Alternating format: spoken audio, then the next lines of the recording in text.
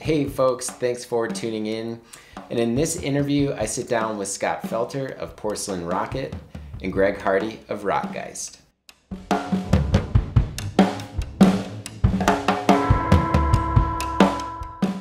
In this interview, Scott and Greg share some more details on the merger of the two companies. I also asked them a handful of questions about the bike packing manufacturing world and the bike packing world as a whole. So if you like what you see here, please make sure to hit that subscribe button. Thank you so much for tuning in and enjoy the interview.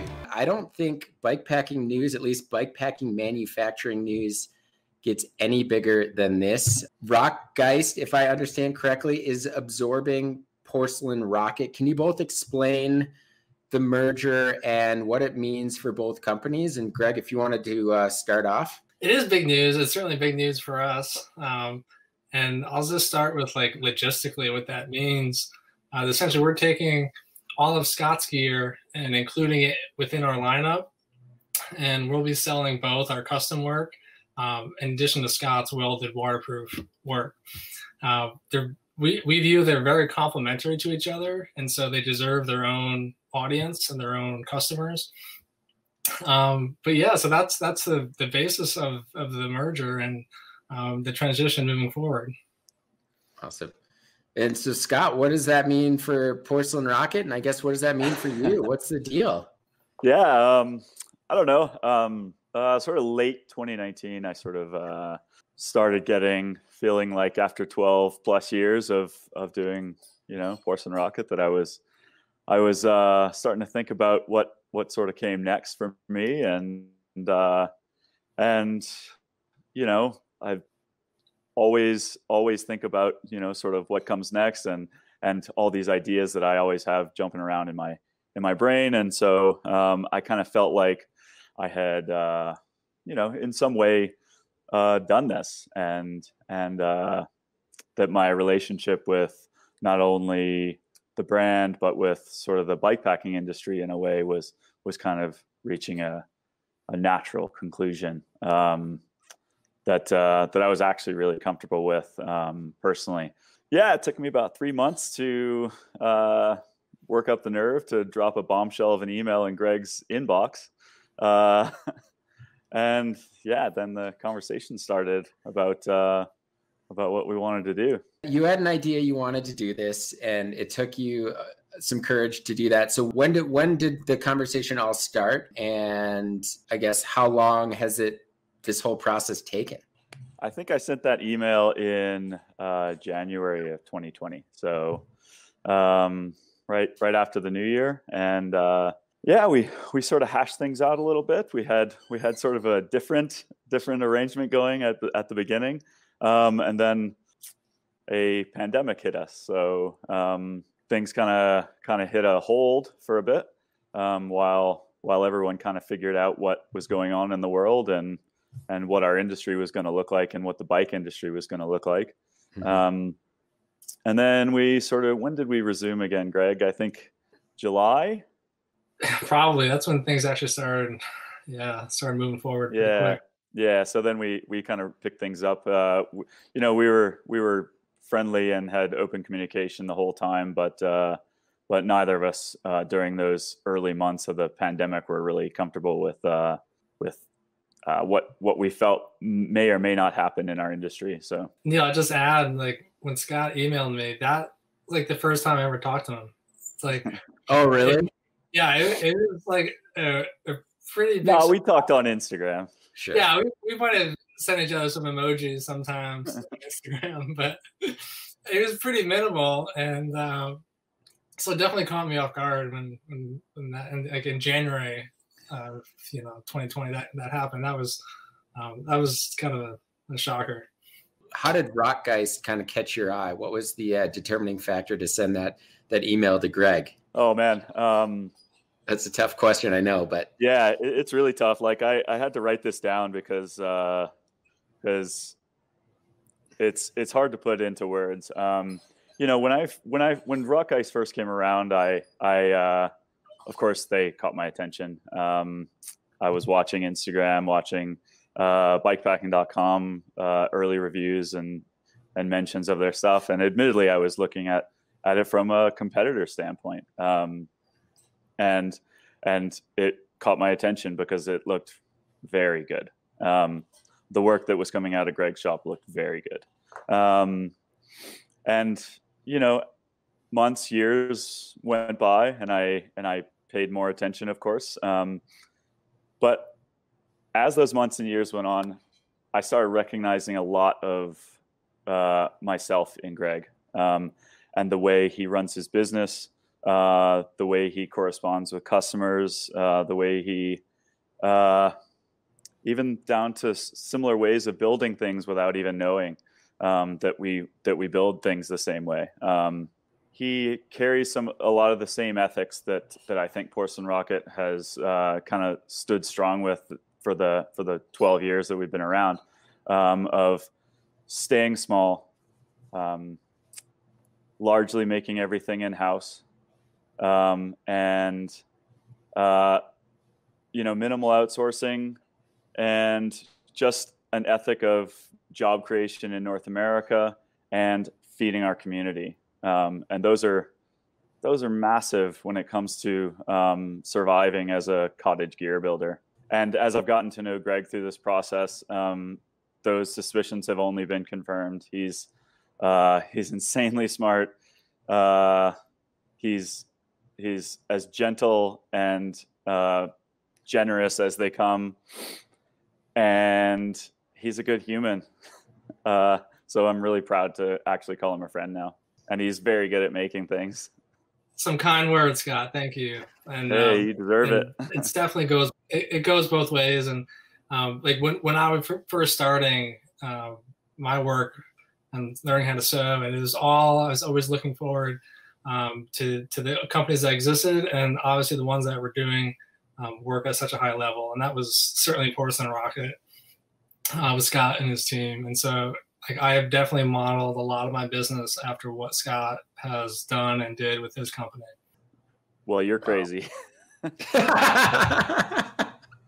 Those are definitely some awesome words, Scott. And I'm really excited for both of you guys, and excited for the future of Rockgeist. And speaking of, I guess, the Porcelain Rocket collection, what might we see change, if anything at all? And when will everything be available? Yeah, that's everybody's asking me that a lot, including everyone in the workshop. They want to know as well, but we're not rushing it. I'll tell you that. There's a lot of moving parts that are going on behind the scenes, and I want to make sure they're done right, and they're done well.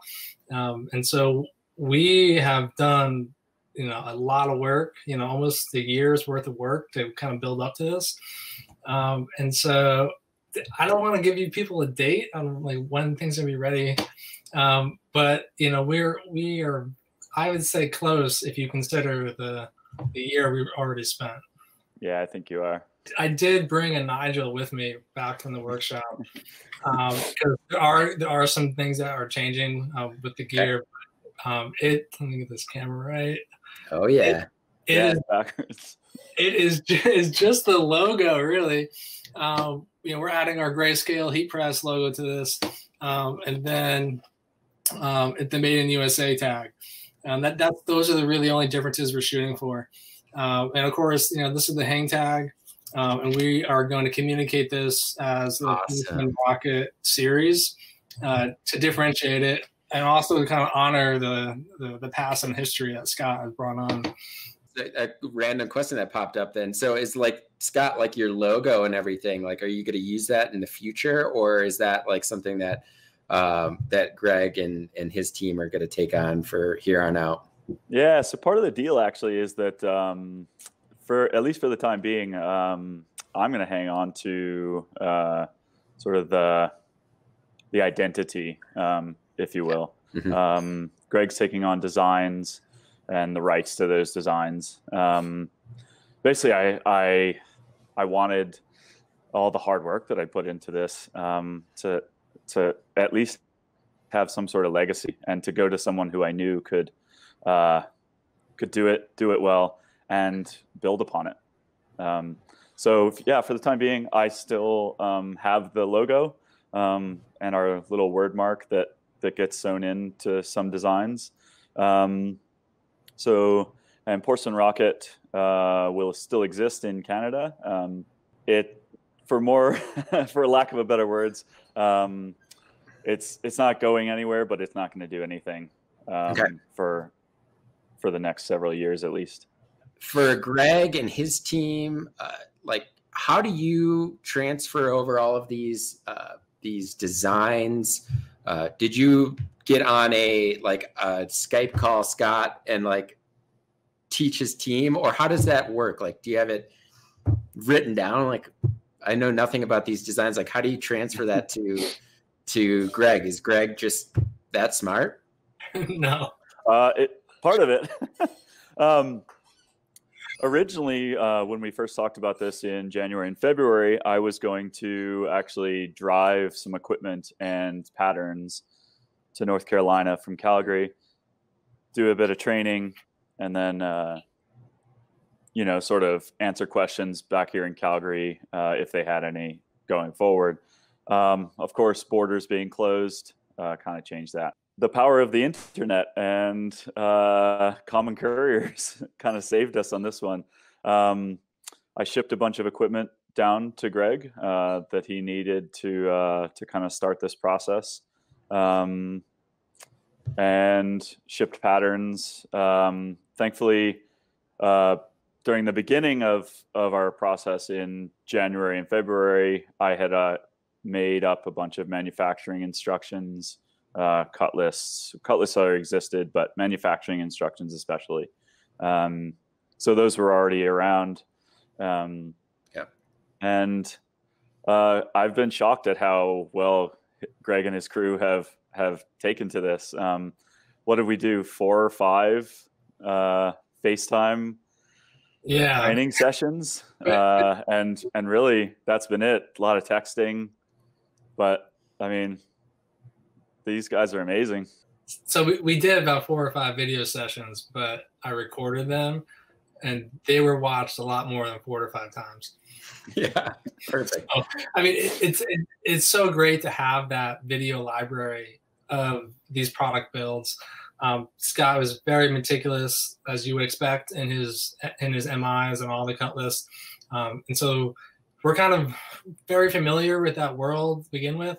And so it helps us kind of just take things and move quickly with it. And then when we have a video that is of Scott and his team making the same things we're making in our shop, it's great. I mean, it answers a lot of questions, and if we have problems, we can figure them out ourselves without having to text them too much. And that's the goal. Yeah, it was really nice actually working with them because. Greg, I'm sure you've gone through this when you hire someone new who's never really sewn or made gear before. There's a lot of teaching of very basic skills. We didn't have to do any of that. Half of the stuff Greg just looked at and was like, "Oh, I know exactly how to do that and where you're at." So we would just skip right along. And really, it was the patterning and the welding stuff that really needed training, and that's really it. So Greg, I guess a question specifically for Rockgeist: how many employees do you have, and how is this going to affect kind of the workflow, and specifically kind of what Rockgeist, in my opinion, is known for is some really quality custom frame bags. So is that going to be affected at all with this merger? It will be affected, I think, all in good ways.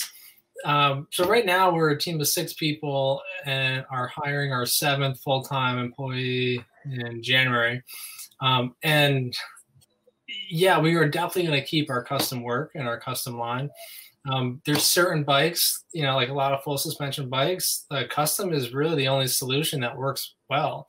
Mm-hmm. And you get a lot of customers that have very specific needs, and we've been doing that work. That's like our identity as a company. So that was all before Scott sent that email. That's kind of we were building into that space and becoming a leader in that area of gear. And And we talk about a lot of innovation. Well, a lot of that innovation that we've been working on is behind the scenes of scaling custom frame bags.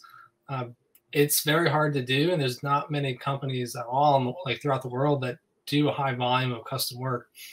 And so we've taken some big steps and great progress in that space. And so of that 6 people, I would assume, maybe 4 or 5 are going to be really kind of still focused on that custom work. And then we would grow those, the next 3 or 4, and then hopefully additionally more people for the welded work. I guess that kind of leads me to my next question, Greg. As far as like welding work, like I know Scott has a welding machine, so I would assume that you needed to purchase one, and other things like you guys both outsource for some other parts. Greg, the Space Link, and some parts for the bar jam, and then Scott, obviously Mr. Fusion, Hunter Cycles. Are those relationships going to stay the same? How does that all kind of work out? Scott, maybe if you want to touch on Mr. Fusion. Yeah, sure. At least for the first year, Greg and I have agreed that Mr. Fusion production is going to stay here in Calgary in my shop. So at least for the time being, Rick Hunter, who builds the racks for Mr. Fusion, is going to continue to build those racks for us. There's zero reason not to do that.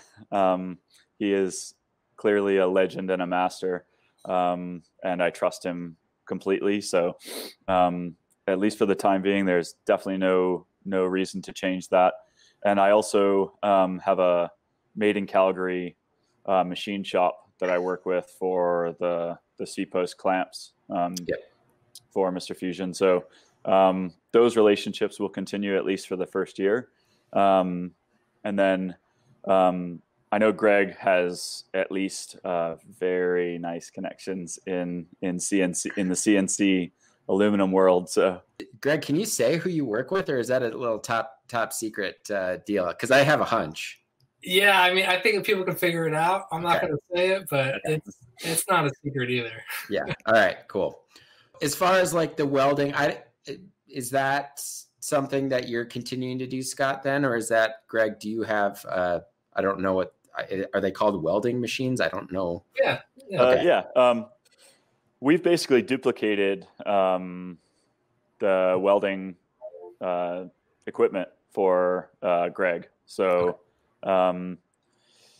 we still have the same capacity here in my shop to make everything that Greg's making.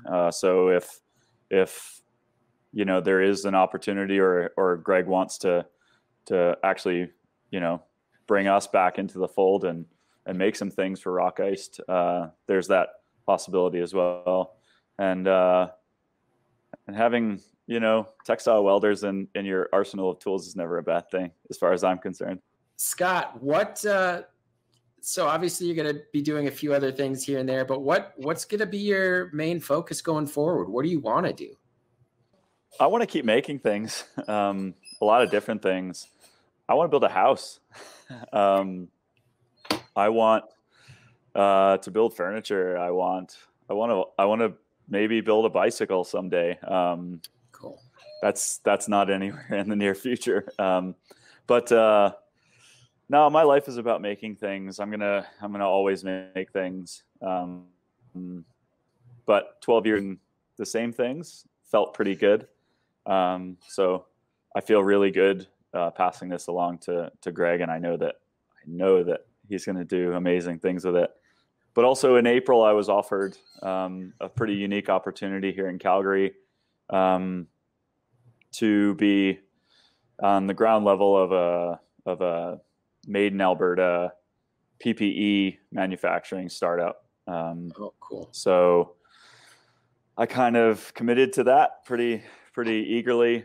So for at least the next year or two, that's going to be my main focus.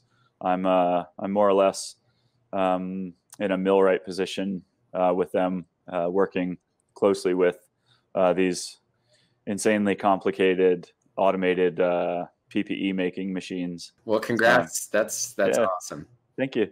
Yeah, it's an exciting challenge. It's definitely a challenge being on being an employee again. Yeah, exactly. You've been working for yourself for quite some time. It's been interesting being someone else's employee again. Yeah. I feel like I'll be a better employee. Both of you have innovated in the bikepacking world quite a bit. Not only with, I'd say, Scott with the Mr. Fusion, and Greg, you've got that Space Link, and the bar jam's really awesome. And then obviously, your bolt-on frame bags are incredible. But as far as like the bikepacking world, we've seen so many manufacturers pop up recently. We've seen a lot of larger companies dive into bikepacking bags. I guess, how important do you think the bikepacking world, or how important is innovation within the bikepacking manufacturing world to keep it unique, fun, and functional? Yeah, I think functional is an important word that you just said. I mean, a lot of styles have changed and evolved over the times. And, when I think about something, an example is from both Rockgeist and Porcelain Rocket is our dropper bags. I mean, those were the first two on the market. That's important. But I think in terms of like the scale of companies, you see two tiers. You see, these things that are mass produced, overseas, and then you see at the cottage gear level, of which both of our companies operate, and then you see a lot of DIY gear that's being made, and all three of those I think are important to contribute. They all contribute something of value to the bikepacking space, and we are just focused on our cottage perspective, which has the advantage of being more intimate with our customers, especially with our custom work. We know what their problems are. We know that they want dropper bags on the dropper post before the larger companies do. And that's a cool thing that we can leverage and ultimately contribute value to. And so that's what we're going to focus on. We always have focused on that. And so innovation, it's fun. It's just, honestly, it's more fun when you're testing and trying new things. It's no fun. Like, we do this job by choice. We're not here to just copy other people's work. That's just not an enjoyable environment to be in. So that's just kind of how we feel. And it's just been a lot of fun to progress and try new things.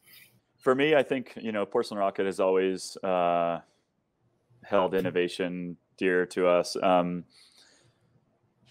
I think you come out with something innovative and it defines your place in an industry, especially when it's the beginning of an industry. We are, believe it or not, still at the beginning of this thing. So Mr. Fusion certainly helped us establish a name for ourselves early on. And I think both Space Link and the Bar Jam are what caught my attention for Rockgeist in terms of basically calling attention to themselves and saying, yep, we're here and we're going to do this. And like Greg kind of said, kind of alluded to, is that we're in a unique position as a cottage business or businesses, because we can take ideas and turn prototypes to production in weeks or months versus years of larger companies. So innovation is where the cottage shines. And, I hope that never dies, especially in bikepacking and bike touring. Real quick, we don't have to spend too much time on this, but Scott, let's start with you. What was your favorite bag to make and your least favorite bag to make? Mr. Fusion will always hold a special place in my heart. It's something that truly did come 100% out of my brain. So regardless of how many parts or how tricky outsourcing can be sometimes, and how many times I've changed my mind on how it should look or how it should behave, or patterning, it's still my baby. So for whatever reason, I don't mind making batch after batch of Mr. Fusion. My least favorite, sewn roll top frame bags. Okay. I don't miss those days. Yeah. And people love those. That's funny. Yeah. All right. Or top tube bags. You can have that stuff. All right, Greg, how about you? My favorite is custom frame bags. I mean, again, like that's something we've developed in house, and you take a lot of ownership and pride after a lot of those techniques to make them. And I think it's cool that the customer decides what they look like and how they function to a big extent. And so every frame bag that we make for the custom work is different.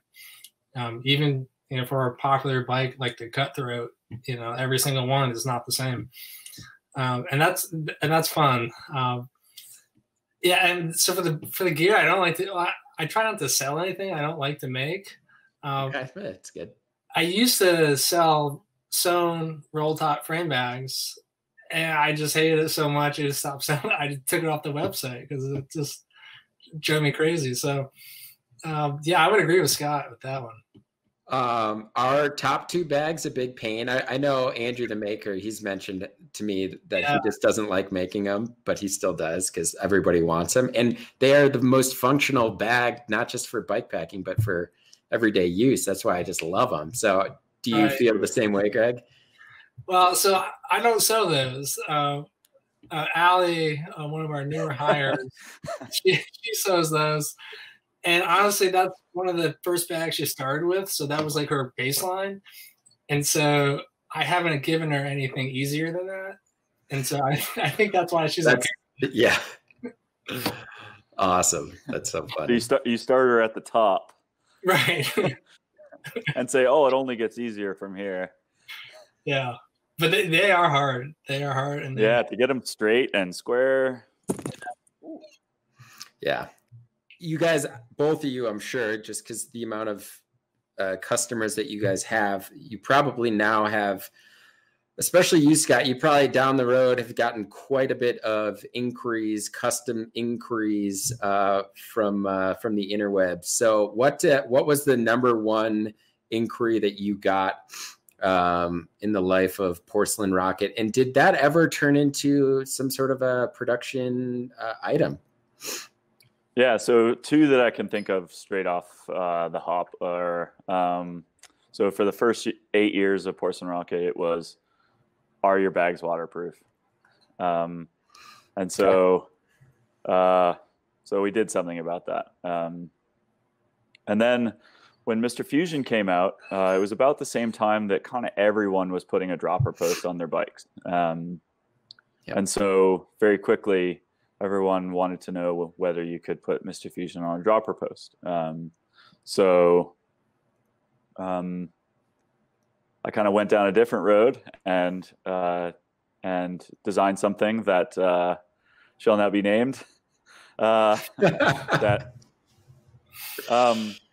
was a great. I have one, and I'm never going to get rid of it. I hope not. Yeah, so we designed Albert. Brought it to the market. It was a great product, but it had tons of challenges from outsourcing to kind of usability and customer service. And then finally, kind of the final nail in the coffin was that it actually just didn't make any money. So we tried. Yeah. How about you, Greg? Anything? Any interesting inquiries that have turned into something awesome? Yeah, I mean, for us, it was a trajectory of bolt-on. And first it was like, hey, can you bolt my down tube? Like, okay. And then it was, can you bolt my C tube? And then in the last like 2 or 3 years, it's been, can you bolt my top tube, like the underside of my top tube for a full bolt-on? And so now we do that a lot, and we do it all from your photo fit still. So we're not doing any templates. We don't need any measurements from the manufacturer. It's just single photo, just like any of our other custom work, whether you have Velcro or not.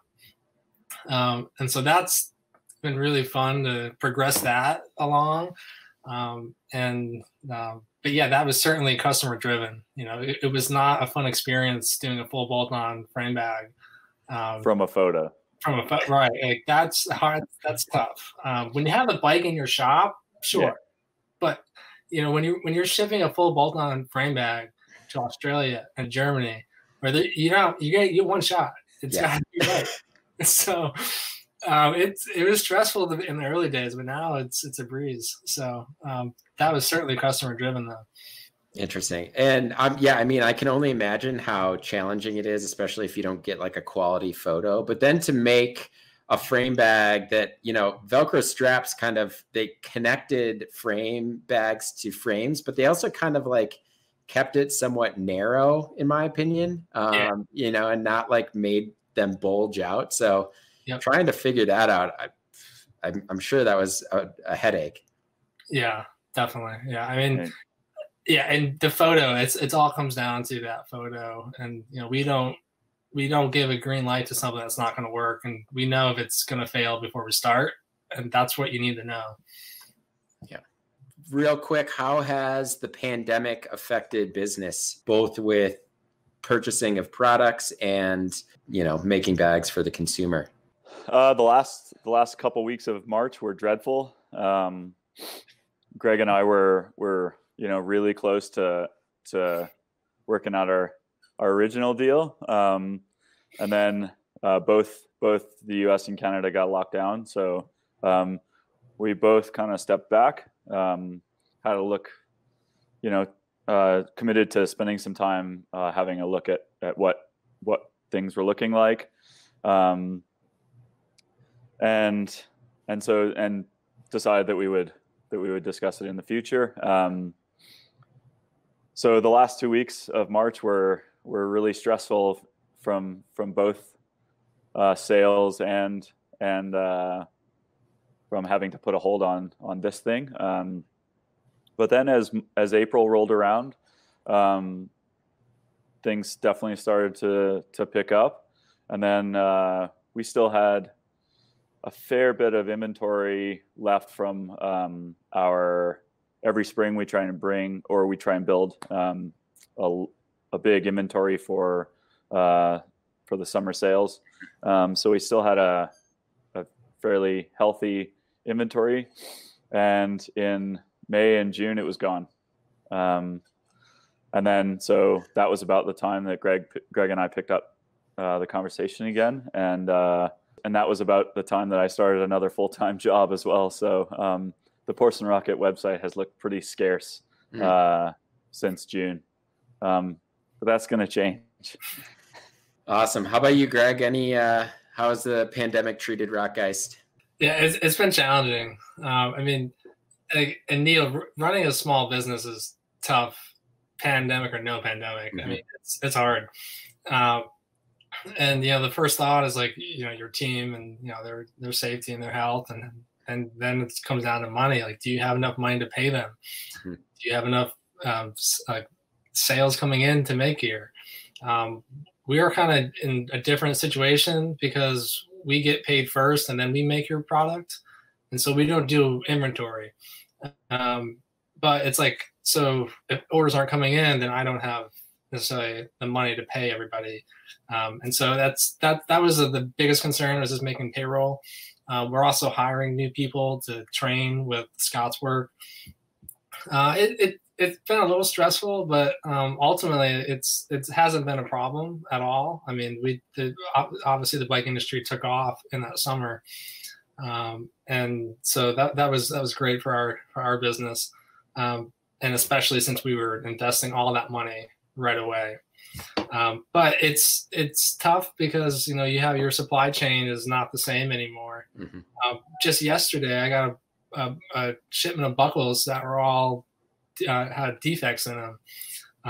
And so you have to realize, like, the manufacturers making your buckles, and these are made in USA parts, mm-hmm. but they're going through the same problems that we are.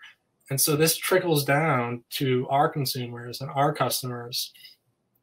So that's been tough, but everybody is very understanding. And I seriously thank you to everybody who's had patience with our company and any small business that you've been working with in the last, basically 10 months. Yeah, I'll echo that.